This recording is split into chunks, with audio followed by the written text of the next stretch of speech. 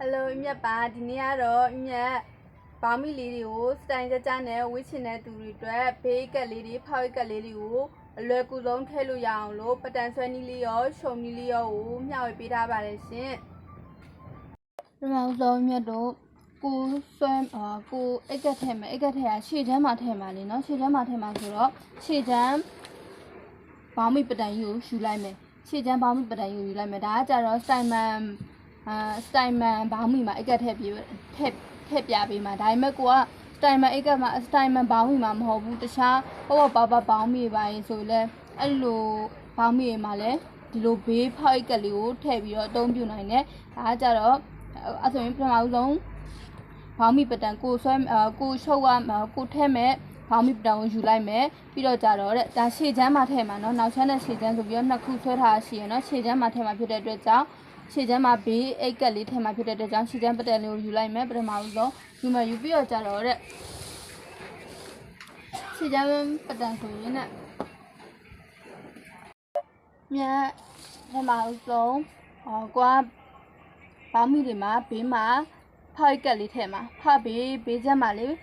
ဖောက်ကက်လေးထည့်မှာအဲအကြောင်းမလို့ကိုရဲ့ခြေချမ်းမွေးဖရင်ကိုယူလိုက်မယ်ခြေချမ်းဖရင်ကိုယူလိုက်မယ်ဒါကစတိုင်မန်ဘောင်းမီမှာအိတ်ကက်ထည့်ပြီးမှနော်အဲ့လိုဖောက်ကက်ကလေးဒါကိုကစတိုင်မန်အိတ်ကက်မှာစတိုင်မန်ဘောင်းမီမှာမဟုတ်ဘူးတခြားကိုချုပ်ရှင်နဲ့အပွားပတန်ဖြစ်ပါပဲဖြစ်အဲ့လိုဘောင်းမီမှာလည်းထည့်ပြီးတော့အသုံးပြုနိုင်တယ်နော်အဲ့ဆိုပထမဆုံးမြတ်တို့ခြေချမ်းဘောင်းမီပတန်ကြီးကိုယူလိုက်မယ်ခြေချမ်းဘောင်းမီပတန်ကြီးကိုယူလိုက်မယ်ဆိုရင်လည်းယူပြီးတော့ကြတော့ဒီဘေးချမ်းဒါကကြတော့ကွာလိုက်နော်ဒီဘေးချမ်းနေမှာဒါကကြတော့စတိုင်မန်ဘောင်းမီကိုပတန်ကိုမြောက်ခုစတိုင်မန်ဘောင်းမီရှုံနေမလို့အဲ့ဒီစတိုင်မန်ဘောင်းမီပတန်ကိုပဲလုတ်ပြလိုက်တယ်ဒါပေမဲ့ကိုရှုံမဲ့ဘောင်းမီပတန်ကနေလဲတွားပြီးတော့လုပ်လို့ရရင်နော်ကန့်သက်ထားမရှိဘူးနော်ဒီဘေးချမ်းလေးကနေမှာဒီကအတွင်းထဲကိုဘောင်းမီကိုအတွင်းနှိုက်တဲ့ပမာဏကိုကြဲလေးကြိုက်တယ်ဆိုရင်ကြီးလေးဖောက်ပြီးလို့ရတယ်ဒါမှမဟုတ်ကြဲကြီးမကြိုက်ဘူးကြီးတယ်ဆိုရင်တော့ပို့ပြီးဆင်ပြေတာပေါ့ဒါဆက်ပြပေးမယ်နော်ဒီဘေးချမ်းနေမှာအတွင်းထဲကိုလက်နှိုက်တဲ့ပမာဏအကွာ3 cm ဆိုပြီးတော့ယူပေးမယ်3 cm လက်နှိုက်တဲ့ဒီမှာလက်ဒီထဲကိုနှိုက်ချလိုက်ပါလေနော်အဲ့ဒါကျတော့3 cm ဆိုပြီးတော့ယူပေးမယ်နော်ဘေးချမ်းနေဒီကနှိုက်မဲ့အကွာဝေးအကြကြတော့16 cm လက်မနဲ့ပြောပြလိုက်မယ်နော်ဒီကကျတော့တစ်လက်မဒီအတွင်းထဲကိုကျတော့တစ်လက်မနဲ့တစ်စိတ်ဒီအပေါ်ကနေကအတွင်းထဲကိုဝင်မဲ့ပမာဏကတစ်လက်မနဲ့တစ်စိတ်အော်ကြတော့16ခွဲsorry 6လက်မခွဲဆိုပြီးတော့အဲ့ကြောက်ကိုယူပေးလိုက်တယ်เนาะဒီဘေးကျယ်လေးမှာချက်ရကြတော့တစ်လက်မနဲ့2စိတ်ဒီအောက်ကြတော့6လက်မခွဲဆိုပြီးတော့ယူပေးလိုက်တယ်เนาะအဲ့လိုယူပြီးတော့ကြတော့တို့နှစ်ခုကိုဒီလိုလေးဆက်လိုက်မယ်တို့နှစ်ခုကိုဒီလိုလေးဆက်လိုက်မယ်ဒါလေးကလက်လေးဝင်ပါလေเนาะလက်လေးဝင်ပါလို့လုပ်ပြီးတော့ကြတော့ဘေးအိတ်ကပ်ပမာဏဖောက်မယ်ဆိုရင်ခုနကတစ်လက်မနဲ့2စိတ်ဝင်ထားတဲ့ဒီကအတွင်းထဲကိုဘယ်လောက်ဝင်မလဲဆိုတော့5လက်မဆိုပြီးတော့ဝင်ပေးမယ်တစ်လက်မဝင်ထားတဲ့အတွင်းကိုနောက်ထပ်5လက်မဆိုပြီးတော့ဝင်ပေးပါမယ်เนาะနောက်ထပ်5လက်မဆိုပြီးတော့ဝင်ပေးမယ်နောက်ပြီးကြတော့ခုနကဒီမှာ6လက်မခွဲဆိုပြီးတော့ချထားအမှတ်ရှိရတယ်เนาะအဲ့ဒီအောက်ကိုကြတော့ဘယ်လက်မဆင်းမလဲဆိုတော့4လက်မဆိုပြီးတော့ဆင်းပေးပါမယ်ဒီက6လက်မအိတ်ကဝင်စားယူပြီးသွားပြီဒီ6လက်မခွဲအောက်ကနေမှအောက်ကို4လက်မဆိုပြီးတော့ထပ်ပြီးတော့ဆင်းပေးတယ်เนาะဒီဘေးကျနောက်ထပ်အိတ်ကဝင်မဲ့အိတ်ကရဲ့ဖြက်အကျယ်ပေါ့เนาะအဲ့ဒီဟာကြတော့အိတ်ကရဲ့ဖြက်အကျယ်ကိုကြတော့5လက်မအိတ်ကရဲ့ဖြက်အကျယ်က5လက်မเนาะ5လက်မဆိုပြီးတော့ဘေးရဲ့ကျယ်ကို5လက်မဆိုပြီးတော့ယူလိုက်တယ်ဒီရဲ့ခုနကအိတ်ကထည့်မဲ့ပမာဏရဲ့နောက်ထပ်အောက်ကိုကြတော့4လက်မဆိုပြီးတော့ယူပေးလိုက်တယ်เนาะ4လက်မဆိုပြီးတော့ယူပေးလိုက်တယ်ပြီးတော့ကြတော့ပေတံလေးနဲ့သူ့ကိုနားလေးမှာ4လက်မမှတ်ထားရှိရလေเนาะဒီတိုင်းဆွဲချလိုက်မယ်ဒီတိုင်းတန်းလေးအမတ်လေးတောင်းမတ်လေးဆွဲချလိုက်မယ်ပြီးတော့ကြတော့ဒီ4လက်မနဲ့ဒီလိုလေးတောင်းမတ်လေးလိုလေးဆက်ပေးလိုက်မယ်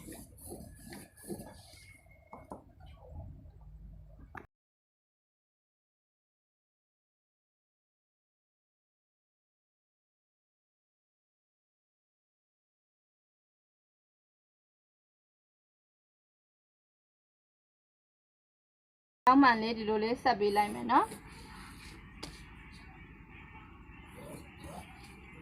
အဲ့ဆိုရင်ပုံစံလေးကဒီလိုလေးရသွားပြီဒီလိုလေးရသွားပြီအဲ့ဒါကိုမားတဲ့နော်စာရွက်အလွတ်တစ်ခုကိုယူလိုက်မယ်စာရွက်အလွတ်တစ်ခုယူလိုက်မယ်အဲ့လိုပတ်တန်လေးဆွဲပြီးသွားပြီဆိုရင်နဲ့စာရွက်အလွတ်တစ်ခုယူလိုက်မယ်စာရွက်အလွတ်တစ်ခုယူပြီးတော့ခုနပတ်တန်လေးကိုဒီရဲ့စာရွက်ပေါ်မှာဒီလိုလေးအပြည့်လေးတင်ပေးလိုက်မယ်နော်အပြည့်လေးတင်ပေးလိုက်မယ်တင်ပြီးတော့အပေါ်ကပလက်လေးထိုးပလက်လေးနဲ့သူတို့ငိန်တော့အောင်လို့ထင်းပေးတာပေါ့နော်ပြီးတော့ကြတော့လှိမ်စုလေးရှိရလေနော်လှိမ်စုလေးနဲ့ခုနကမြတ်တိုးဆွဲထားတဲ့ကြောလုံးကိုအောက်ကစာရွက်အလွတ်ပေါ်မှာကြောလုံးလှိမ်ပေးရပါမယ်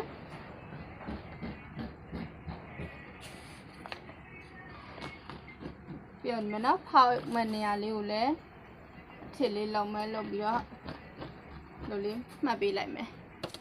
အဲ့ဆိုရင်နေရာတီးတီးမှာမှတ်ပြီးသွားပြီဆိုရင်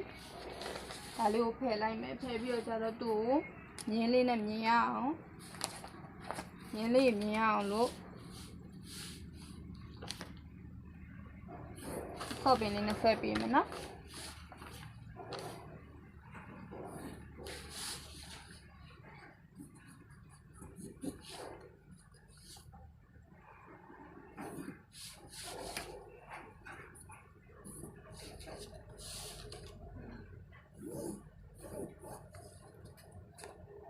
အဲ့ဆိုရင်အိတ်ကက်လေးကဒီလိုပတန်လေးရပြီအဲ့လိုရပြီဆိုရင်ကကြီးနဲ့ဖြတ်ချပေးရပါမယ်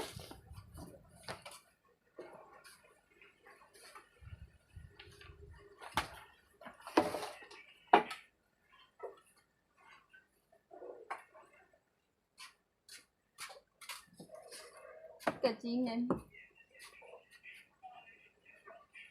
ဆက်ပေးရ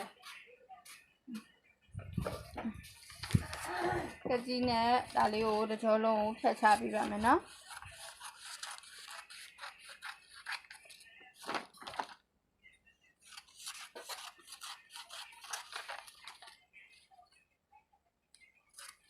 ဘယ်ပေါင်းမီတွေပဲလာလာနော်အဲ့ဒီလိုဖောက်ကလေးက3ဝင်တယ်ကြည့်ရလဲလှတယ်အပေါ်မှာတင်ပြီးရှုပ်ထားတဲ့ဆိုင်ကြလဲလွယ်တယ်ခပ်ဘူးဒါလေးဆိုလွယ်လေးရယ်နော်အဲ့ဆိုရင်ဒီလိုပတန်လေးရသွားပြီပိတ်ကိုညက်ပြမယ်ရှုံနည်းလေးလည်းလုပ်ပြမယ်နော်ဒီမှာဒါကကြတော့ခုနကမြင့်တို့ပတန်ဆွဲထားတဲ့စာရွက်နော်အိတ်ကက်ရဲ့ပတန်ပေါ့နော်အဲ့ဆိုရင်နဲ့ပထမဆုံးသူ့ကိုကြတော့4ရွက်ညှမှာဆိုတော့ကြတော့ဒီနားလေးမှာဒီလို